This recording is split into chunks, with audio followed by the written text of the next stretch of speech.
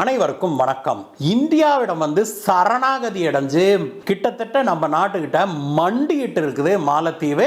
அதற்கு கைமாறாக இந்தியாவும் மாலத்தீவுக்கு வாரி வழங்கி இருக்குது. நண்பர்களே, நாம நேற்றைய வீடியோவில் சொன்னது போல மாலத்தீவை நம்ம நம்ப முடியாது அப்படிங்கிறது திண்ணம். அப்படின்னாலுமே கூட நம்முடைய வெளியுறவு கொள்கைக்கு எது சரியானதோ, எது உகந்ததோ, லாங் டேர்ம்ல எது நம்முடைய நாட்டுக்கு நல்லதோ அதை நம்முடைய பாரத பிரதமர் திரு நரேந்திர மோடி அவர்கள் தெளிவாக முடிவெடுத்து செய்வாரு அப்படின்னு நம்ம நேத்தே சொல்லியிருந்தோம் இல்லையா? அதனுடைய வெளிப்பாட்டை நாம இன்றைக்கு பார்க்க முடிஞ்சது. நண்பர்களே, நேற்றைய தினம் பாரத பிரதமர் திரு நரேந்திர மோடி அவர்களை நேரில் சந்திச்ச முகமது மொய்சுவுக்கு பாரத பிரதமர் அவர்கள் நேரடியாகவே வாரி வழங்கி இருக்கிறாரு. மாலத்தீவுக்கு இந்தியா என்னவெல்லாம் வாரி வழங்குச்சு, எதனால, இதற்கு பிறகும் மாலத்தீவு இந்தியாவுக்கு துரோகம் செய்யுமா, இதை பற்றி தான் இன்னைக்கு பார்க்க போறோம். நண்பர்களே, வாங்க.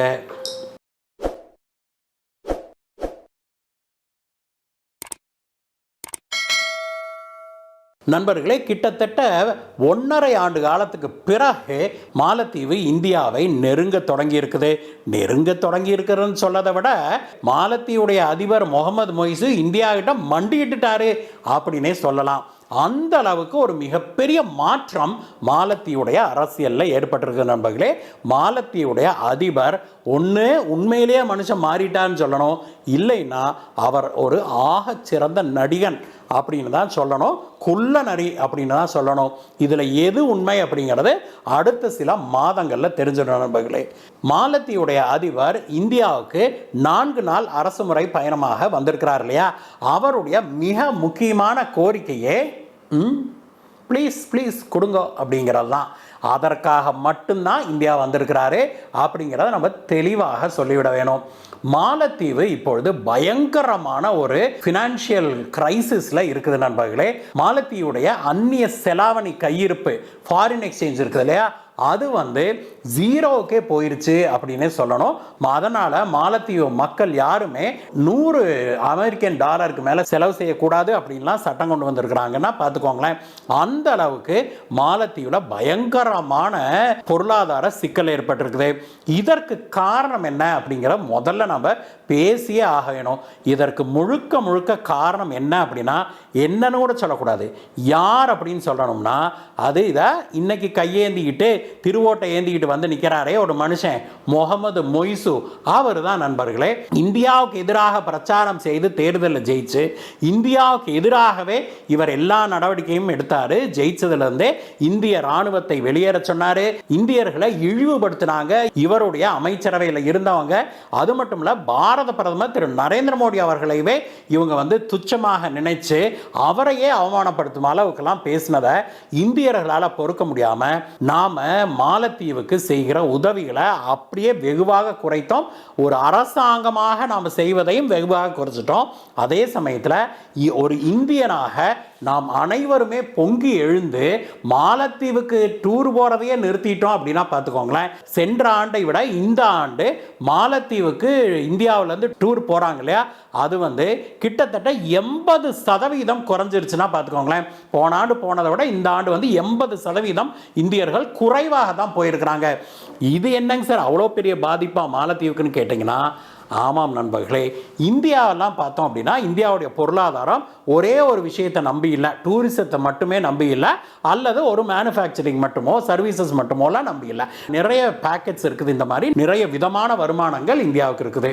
ஆனால் மாலத்தீவுக்கோ ஒரே ஒரு வகை வருமானம் தான் அவங்களுடைய மேஜர் இன்கம் சோர்ஸ். அது என்னன்னா சுற்றுலாத்துறை. மாலத்தீவு முழுக்க சுற்றுலாத்துறை தான் நம்பி இருக்குதுன்னா பார்த்துக்கோங்களேன். அதோட இல்லை, மாலத்தீவுடைய மக்கள் இருக்காங்க இல்லையா, அந்த மக்களில் 90% மக்கள், கொஞ்ச நஞ்சம் இல்லை நண்பர்களே, நல்லா கேட்டுக்கோங்க, 90% மக்கள் இந்த சுற்றுலாத்துறையில் ஏதோ ஒரு வகையில் அவங்க ஈடுபட்டு வர்றாங்க. நேரடியாகவோ மறைமுகமாகவோ சுற்றுலாத்துறை மூலமாக தான் அவங்க வருவாயை ஈட்டு வர்றாங்க அப்படின்னா பார்த்துக்கோங்களேன். இப்படிப்பட்ட மாலத்தீவுக்கு அதிபராக மொய்சு பதவியேற்ற உடனேயே இந்தியாவை பகைச்சு கொண்டாரு. இந்தியர்கள் அங்கே சுற்றுலா போகிறத நம்ம அறவே நிறுத்தி கொண்டோம். இதில் என்ன ஆயிடுச்சு அப்படின்னா, இந்த மாலத்தீவுக்கு சுற்றுலா போகிறாங்க இல்லையா, வெளிநாட்டினர் வர்றாங்க இல்லையா மாலத்தீவுக்கு, அதில் ஆக அதிகம் மாலத்தீவுக்கு சுற்றுலா வந்தது யார் அப்படின்னா இந்தியர்கள் தான். ஆக அதிகம் பேர் வந்ததோடு இல்லாமல் ஆக அதிகம் பர் கேபிட்டா செலவு பண்ணுறது. இப்போ ஒவ்வொருத்தரும், இப்போ நானும் நீங்களும் டூர் போகிறோம் அப்படின்னா ஒவ்வொருத்தரும் தனிப்பட்ட முறையில் எத்தனை டாலர்கள் நாம் இங்கே மாலத்தீவில் செலவு பண்ணுறோம் அப்படிங்கிற பார்த்தா எல்லா நாட்டு மக்களை விட நாம் தான், இந்தியர்கள் தான் ஆக அதிகமாக செலவு செய்திருக்கிறோம்னா பார்த்துக்கோங்களேன். அப்படிப்பட்ட இந்திய சுற்றுலாத்துறையினரை இவர் எட்டி உதச்சாரு. இவரோட சேர்ந்து இவருடைய அமைச்சரவை சகாக்களும் சரி, இவருடைய பல மக்களும் சரி எட்டி உதச்சாங்க. அதற்கு பிறகு இந்தியர்கள் சுற்றுலா போறதை நிறுத்திய பிறகு இவர் என்ன பண்ணார் தெரியுமா? சீனாவிடம் போய் கெஞ்சினார். சீனா அது வரைக்கும் 5வது இடத்துல இருந்தது. இவர் கெஞ்சின பிறகு சீனா சுற்றுலாவுக்கு ஆட்களை அனுப்ப ஆரம்பிச்சிருக்குது.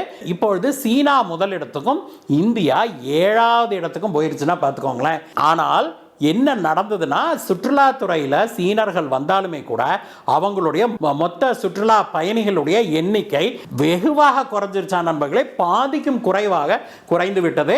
அங்க இருக்கிற பல ஹோட்டல்கள் முழுக்க முழுக்க இந்தியர்களுக்காகவே கஸ்டமைஸ் பண்ணி உருவாக்கப்பட்ட ஹோட்டல்கள், நட்சத்திர விடுதிகள்னு சொல்லப்படுது. அப்படிப்பட்ட ஹோட்டல்களில் பலவும் இப்பொழுது காலியாகவே கிடக்குதுன்னு சொல்றாங்க. அதோடு இல்லாமல் அந்த ஹோட்டல்களில் பலவும் இப்போ இழுத்து மூடுகிற நிலையில இருக்குதுன்னு சொல்றாங்க.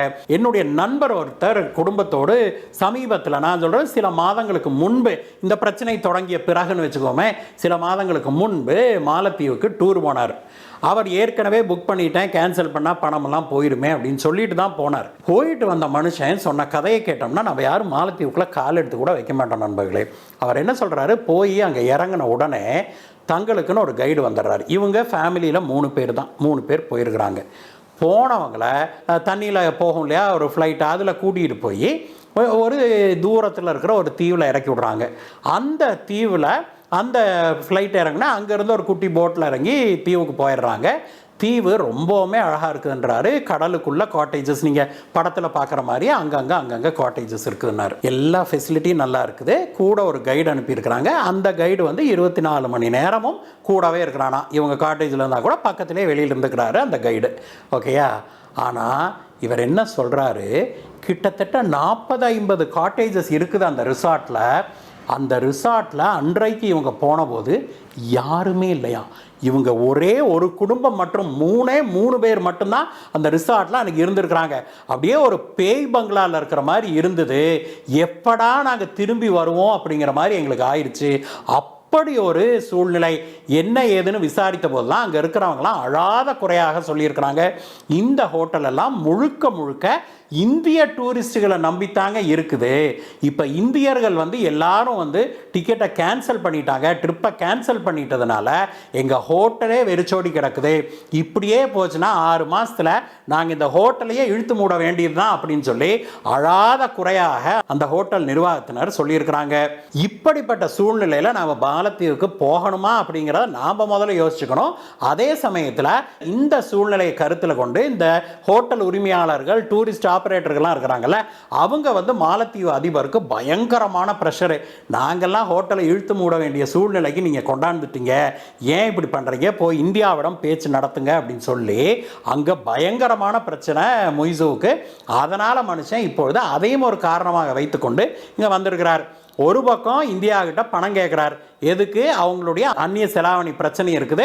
அதோடு இல்லை, இந்த வருஷம் முடியறதுக்குள்ள அவங்க 400 மில்லியன் அமெரிக்கன் டாலர் அளவுக்கு அவங்க வெளிநாட்டு கடனை திருப்பி செலுத்த வேண்டி இருக்குது.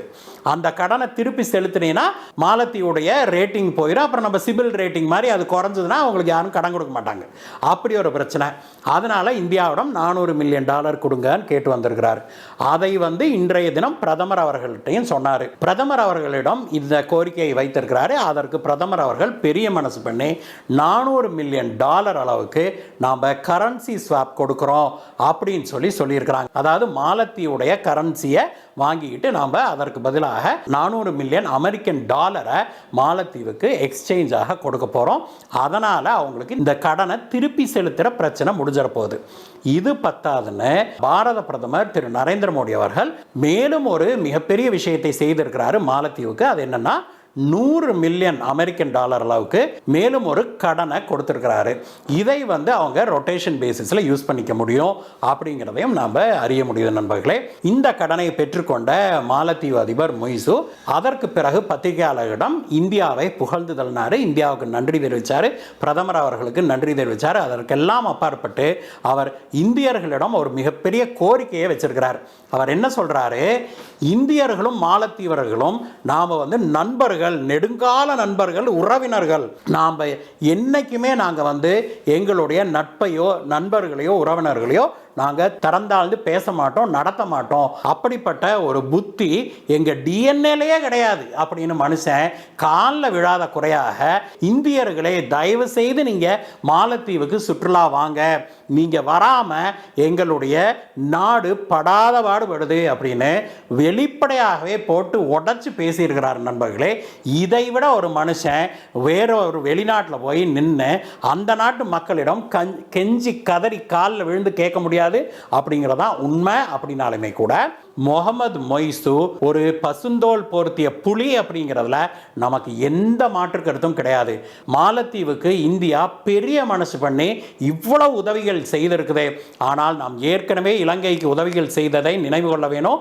ஒரு முறைக்கு பல முறை இலங்கைக்கு நாம் உதவி செய்தும் ஒவ்வொரு முறையும் இலங்கை நம்மளை புறமுதுகில் தான் குத்தி இருக்குது, நமக்கு துரோகம் தான் பண்ணியிருக்குது. அதைவிட மிகப்பெரிய துரோகியாகத்தான் நாம் வந்து முகமது மொய்சுவை பார்க்குறோம். இந்த மனுஷன் இருக்கிற வரைக்கும் அவர் மாறுவாரா, திருந்துவாரா அப்படிங்கிறது ஒரு $1 மில்லியன் கொஸ்டின். இத்தனையும் வாங்கிக்கிட்டு இந்த நன்றிங்கிறது தொண்டக்குழியில் இறங்குறது வரைக்கும் தான் அப்படின்னு நம்ம ஊரில் சொல்லுவாங்களே, அந்த மாதிரி இத்தனையும் வாங்கிக்கிட்டு போய் அந்த மனுஷன் அங்கே மாலத்தீவுக்குள்ளே காலை வச்ச உடனே புத்தி மாறினாலும் மாறும். அதுக்கு நாம் ரெடியாக தான் இருக்கணும். ஆனால் இதையெல்லாம் கால்குலேட் பண்ணி தான் நம்முடைய வெளியுறவுத்துறை அமைச்சர் திரு ஜெய்சங்கர் அவர்களும் நம்முடைய பிரதமர் திரு நரேந்திர மோடி அவர்களும் இந்த உதவிகளை செய்திருப்பாங்க மாலத்தீவுக்கு அப்படிங்கிறது உறுதி. எது எப்படி இருந்தாலும் நண்பர்களே, இந்தியா மாலத்தீவுக்கு ஒரு மிகப்பெரிய உதவியை செய்திருக்குது. மாலத்தீவு அதிபர் நமக்கு இத்தனை துரோகங்கள் செய்த பிறகும் கூட இதை மாலத்தீவு நினைத்து பார்க்குமா, நன்றி பாராட்டுமா அப்படிங்கிறது காலம்தான் நமக்கு பதில் சொல்ல வேணும். இந்த வீடியோவை பற்றிய உங்களுடைய கருத்துக்களை சொல்லுங்கள் நண்பர்களே. மீண்டும் உங்களை வேற வீடியோ சந்திக்கிறேன் கைஸ். பாய் பாய்.